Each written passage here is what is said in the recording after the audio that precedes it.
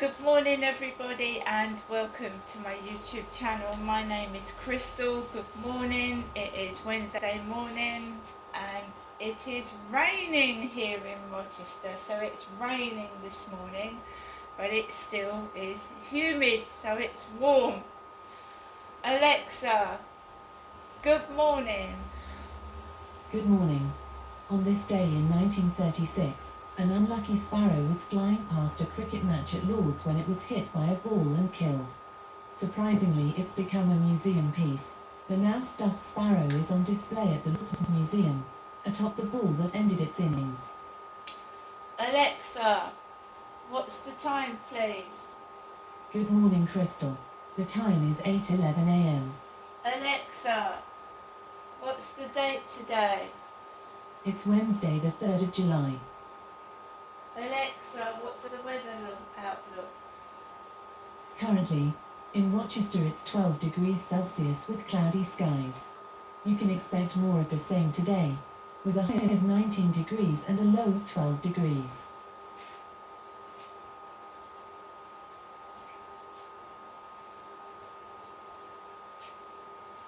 Alexa, can you tell me a joke?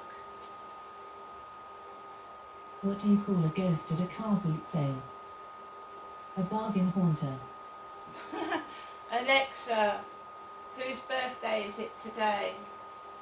Today's famous birthdays include Australian editor, activist, publisher and journalist Julian Assange, American actor and producer Tom Cruise, American actress, comedian, model, television personality and author Olivia Munn, Danish actress Connie Nielsen, and German racing driver in Formula One Sebastian Vettel. Alexa, how old is Tom Cruise? Tom Cruise is 62 years old. Alexa, how old is Julian Assange? Julian Assange is 53 years old. So happy birthday Tom Cruise, Julian Assange and everybody else whose birthday it is today. Because everybody's important in this world, not just celebrities and the famous, everybody's important. Everyone contributes something to the world. So let's remember everyone. Brothers, sisters, mothers, fathers, grandparents, everyone. So, good morning. I was woken up by the recycle bin men. The recycle bin men. Yes, 7:45. I got up. And it makes a funny noise, the recycle lorry. Woo! Woo! Woo! Right outside my bedroom window this morning. And yet, I keep my windows open in this weather because it's humid. It's very warm. But otherwise, I wouldn't have got up. No, I'm glad it did actually. It was like an alarm clock. Woo! Woo! Well, that's better noise than other noises I've heard underneath my window, I can assure you. So that was better than what I usually get. So good morning. So yeah, I've been on and off chatting to someone this week, and we're just like chatting. So I said good night to them last night.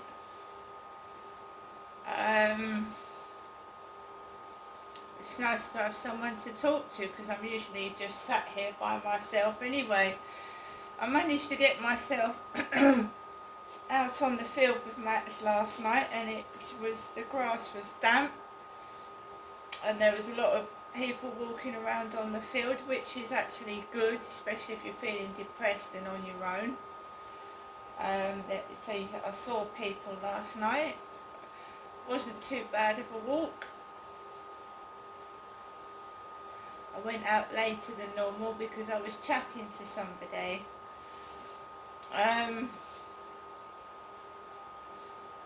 So I won't be chatting so much today to them because they're at work. They did say to me good morning, so that was nice. But it was 5 o'clock in the morning and I just flung myself back to bed because I don't get up at 5 o'clock in the morning. I'm not an early person like that. I used to many years ago when I one of my jobs was working for the civil service, and I had to get I got up early when I first started the job, about 5 or 6, but then you got flexi time and then you could go in later on in the morning.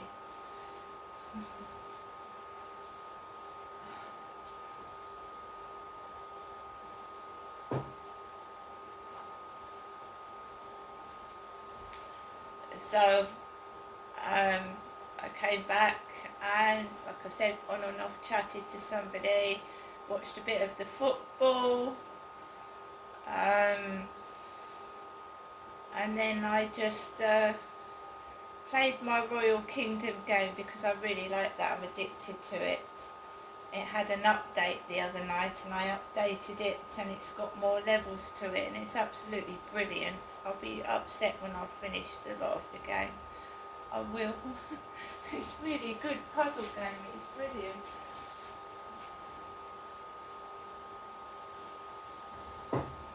So the weather's raining. And guys, I'm just going to ring my mother up because she's called me this morning.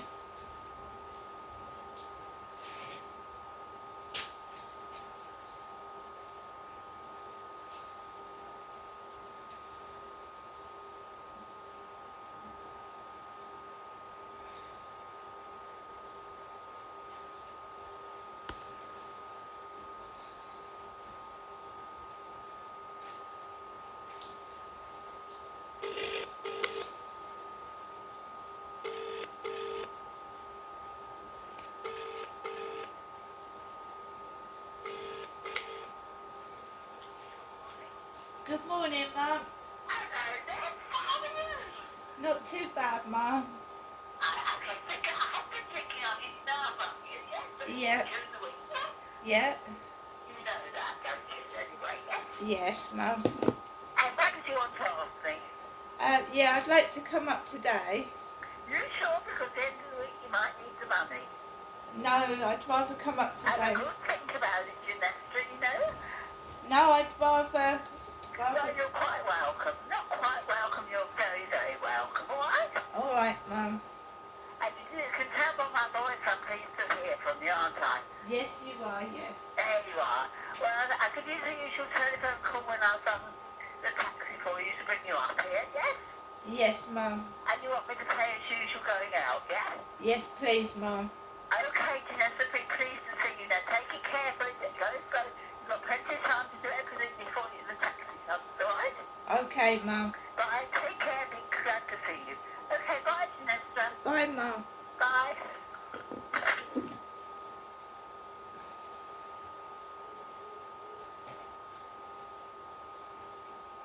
Right, that's sorted out. I've rung my mum.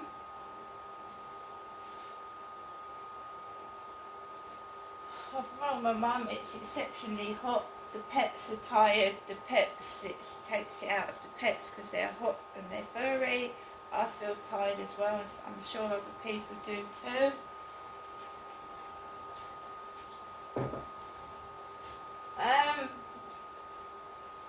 So I've also got to go out at some point because my electric and gas needs topping up. Not today though. I hate doing that.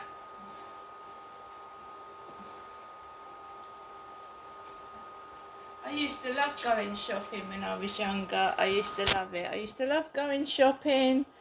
I didn't mind all the crowds and shit. I just didn't. I just hate it now. It's not the same. Although I do remember when I used to live at my previous address, writing down my experiences in the pound shop and Sainsbury's. Having trolleys pushed into me and whatnot.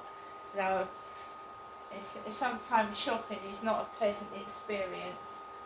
So when online shopping started, I think it was a relief for a lot of people, especially if you're disabled and you get pushed and shoved about. Alexa, LBC Radio. LBC London from Global Player. Look through there, they'll guarantee our work up to £1,000. Let's do this. Guaranteed for 12 months, T's and C's apply. Nick Ferrari at breakfast on LBC. With Vauxhall, drive cleaner with the new Vivaro electric van. Is it an issue that could determine which way you vote? Exactly what Labour would do as regards suspending arms sales. They understandably say they want to see the legal advice, although you think they could have a sort of moral position on it. I can understand for the fine-tuning, but you could ask me for an opinion, not that I get it right, more than often I get it wrong, but do you need to see legal advice before you can just say where your general feeling or general senses are? And how much of an influencer this could be? Abdullah in Ilford. How key is it to you, Abdullah? Good morning. Good morning, Nick. Yeah, I think it's very key. I think to not only myself, I think millions of people who understand humanity, understand saving a life. You know, this is absolutely appalling what has been happening since the 7th of October. Even before that, even before the 7th of October, to the Palestinians, they've been brutally occupied. They've been having even many over about 250 odd people were killed even before the 7th of October in Gaza. Yes. So this has been happening for decades. Now we're seeing a support for the oppressor. I mean, all the same old. Well, they're spewing out the same old narratives and rhetorics. Abdullah, after the attack, Sakir did say Israel has the right to defend itself. How did you respond to that? So basically, you see these mind-controlled statements that come out the Israeli narratives. They make up these mind-controlled statements. So basically, indirectly, they say Palestinians have no right to defend themselves. This is appalling. You see, we've been going along with their same old narrative, the same old. I don't think October 7th was a defensive move, was it? Of course not. But when you lock people in a cage for continuously for that long, Why? and you subjugate them to dehumanization, Yeah. and you control every aspect of their life. Okay, which is hugely important, and I'm not saying we won't discuss it another time. If we can just limit it now, though, to the conversation we're having about the intervention from this Labour MP, Abdullah, you put your case very strong. Why do you suppose more Labour MPs aren't echoing what Naz Shah is saying? Yeah, because, I mean, look, everybody's different. I mean, my siblings are different, and the way we react to a situation is not going to always be the same. But having said that you're not hearing more from other Labour figures about this. I'll be honest with you, if Labour come into power, put it this way, behind the scenes, everybody knows, there's no big secret. The Israeli lobby is pulling the strings in the background. There should not be no outside state should have no influence on British politics. That's the problem here. And even the Americans, APAC, pulling the strings. It's not big secret. Everybody knows that. And this should not be allowed. This should be legitimized. This is absolutely appalling. Just lastly, you say that Israel are pulling the strings behind the scenes. How do you know that? I've got people. I know people within politics who openly state this, obviously, but many people are scared to openly state it. I don't see what the fear is. I'm not scared. If you give me 1 million people in front of me with machine guns, No, but I just wonder where you it's quite a serious claim, but you don't seem able to back it up. Other than saying I can claim it. If you give me an hour, I can explain to you exactly where my sources are. No, I mean, could you not do it in 30 seconds? If you happen to know, I don't know, the Prime Minister's aide when he's not at Ladbrokes, is it that? I mean, who might it be?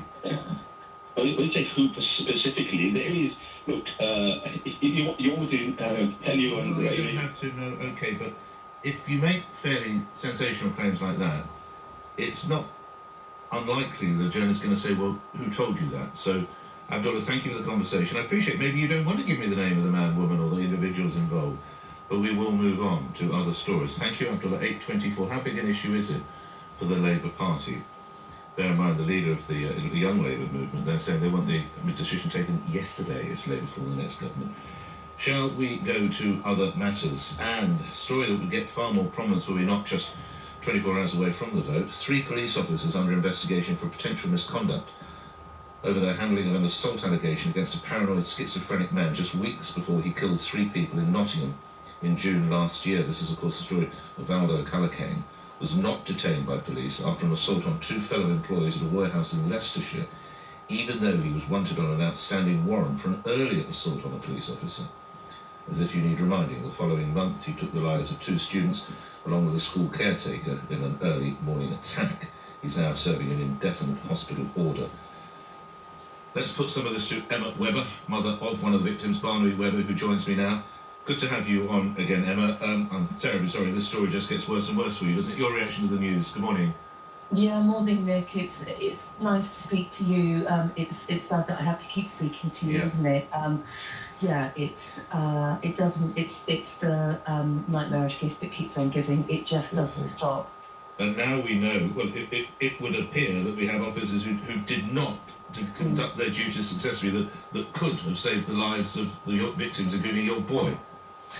No, I can't. Yeah, it's. I have to be very careful what I say at the moment, but to let everyone know that the 3 families are involved with the IOPC investigation, but only since we asked to be back in the spring of this year. There are 3 separate investigations into 2 police forces.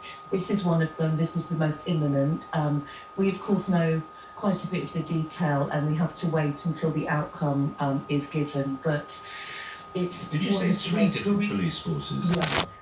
No, 2 different police forces. 2 different police. 3 different investigations. I'm so yes, sorry. no, Okay. No, that's okay. So this is Nottinghamshire and Leicestershire police forces. Yeah. So there are 2 against Nottinghamshire, and this one against Leicestershire, and this is the most imminent. And of course, we do know some details and have to have our say until that's finalised. But it's devastating. It's another missed opportunity. When the details come out, you'll understand why. Why Barnaby and Grace Mean should still be alive, and they're not, for so many different agencies failing. We've talked in the past about how you and the other families have real issues with the fact this man is serving an indefinite hospital order. You, like many of my listeners, believe that he was cognizant of what he was doing. If there is a change of government, does that mean your campaign would take a different tack? Do you look to that as trying to get this judge-led inquiry? It might be helpful to that. Where are you on that, Emma? Yeah, we're relentless. We are going to be relentless with whoever gets into Downing Street at the end of this week. And I'm pleased to say that we have had the opportunity to speak to both the current government and the potential new government. And Keir Starmer has agreed. I think he agreed on your show, didn't he? He did. To continue through and follow through with his promise for an inquiry. And Nick, I think the only way we are going to get answers to the questions that we are being shut down on still, even with all these different investigations taking place, some are more quality than others, for sure. I think it's through an inquiry, because there's a shutdown and a closing of ranks and a marking of own homework, and it sounds very brutal, but trust me, with the sad facts that I have in my head, as do the Kumars and the Coates family, it has to be that way. We can't see any other route. Is there a timeline on this when they might get the judge-led inquiry? Oh, God knows. We said that there's the 3 IOPC investigations, one for the Chief Constable, one for the force with prior contact, and during the investigation. That one is, the last one is possibly the longest. It could take a year to 15 months. I suspect we might have to wait for the outcome of that. But who knows? Obviously, we've got the CQC Section 48 being released as soon as the new government is in place, and then the NHS independent one this summer. So I think it's going to probably, we'll be speaking to you again, Nick, because I know some of the things are going to come out are awful. Well, I'm only an email away. If you want to come on the show, you know that. Just no, I mean that. If anything, we can give a little bit of heft and a heave to. Before I let you go, I think it was last week, and again, I don't want to pour salt on an open wound that will never heal, but we learned that this man is now going to be eligible for state benefits of around £400 a month while on an indefinite hospital order.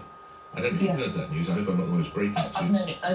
We've known it. We've known it since the outset, and we've lobbied hard, and we've had pretty evasive answers, and sometimes no answers when we've asked for confirmation. But the article that ran this week, I think, is in the Telegraph, pretty much confirms it. But that's been addressed already. We kind of came to murderer. He knew what he was doing. He's unwell, but he knew what he was doing. So the whole thing's wrong. But this is just, like you said, salt in the wound. When we have to fight so hard for any form of support as devastated families, and he's sat stockpiling hundreds of pounds a month on top of the near $500,000 a year to keep him detained. That's why our system and our laws have to change, because it's so wrong. It's good to speak to you again for all the wrong reasons. Emma Webber, thank you. You're the mother of Barnaby Webber, one of the 3 victims of the killer, Bardo Callacane, who, as the mother there rightly said, will continue to pile up hundreds of pounds worth of benefits. We'll come back to our conversation. Ali, I hope you can hold. We're already almost late for the news, so we'll talk more about Labour's position, what would if they form the government, what they should do with the arms sales to Israel. And we'll also look at the role that this show has played in sometimes catching some of the politicians out, including Home Secretary James Cleverly. He was here for an exclusive immigration debate with his opposite number, Yvette Cooper. How many people are currently on the Vivi Stockholm, Home Secretary? I don't have the precise Do you have an idea? figures for today. I don't want to guess. And indeed he didn't. And he didn't know. 8:30, you're listening to Breakfast with me, Nick Ferrara, here on LBC News Time. Thomas Watts. Sir Keir Starmer is beginning the final part of his election tour, calling on Labour supporters to get victory over the line. Boris Johnson made a last-minute intervention in the Tory campaign last night, appearing alongside Rishi Sunak in London. Joe Biden has blamed his travel schedule for his poor performance in last week's debate against Donald Trump. The president told supporters he nearly fell asleep on stage because of jet lag.